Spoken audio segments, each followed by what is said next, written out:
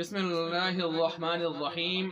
एक मसला ये कि जब आदमी बसा औकात ऐसे होता है कि मरीज़ होता है, सख्त बीमारी में होता है या मजबूर होता है, माजूर होता है, तो पानी अगर मौजूद हो तो तयम्मुम उस वक़्त तक नहीं कर सकता जब तक कि उसको कोई वज़ू करवाने वाला मौजूद हो। उसका बेटा, उसकी बेटी, उसका भाई, उसकी जो बीवी वगैरह, इस तरह के करीब के लोग जो हैं उसको वज़ू कराने वाले मौजूद हों और कराते भी हों, करा सकते हों, तो ऐसी सूरत में उसको तयम्मुम नहीं करना होगा, वज़ू ही करना होगा।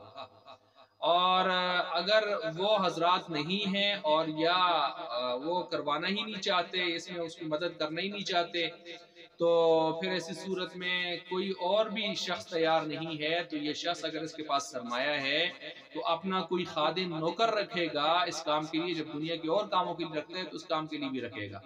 तो मतलब ये है कि और कामों के लिए रखे तो उन कामों में एक काम ये भी शुमार हो जाए, तो इस तरतीब से भी हो सकता है। तो वो इसको वजू करवाएगा और सत्तर की भी हिफाजत करते हुए ये मामला। बाकी इस्तिंजा तो वजू का ऐसा नहीं हो, मैंने अलग से उस पर क्लिप रिकॉर्ड करवाया हुआ है। ये तो सिर्फ वजू की बात हो रही है ना, तो उसको करवाया जा सकता है, जिसको हम कहते हैं चार दाम।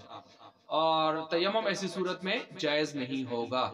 लेकिन अगर कोई भी शख्स उसको वज़ू करवाने के लिए तैयार नहीं है और कोई उसका खादिम इस लिहाज से बनने को तैयार नहीं है, या उसके पास पैसे ही नहीं है कि किसी को खादिम नौकर रखे, अब मजबूरी सख्त हो चुकी है। अब इन नागुज़ीर हालात में ये शख्स अगर वज़ू नहीं कर सकता खुद या किसी सूरत में, तो फिर अब उसके लिए पानी के होते हुए भी तयम्मुम करना जायज़ है। फतावा शामिया वगैरह, अल बहर राइक, इस तरह के तमाम फतावाजात के अंदर ये मसला मौजूद है। अल्लाह तबारक व तआला समझने के, अमल करने की तौफीक अता फरमाए।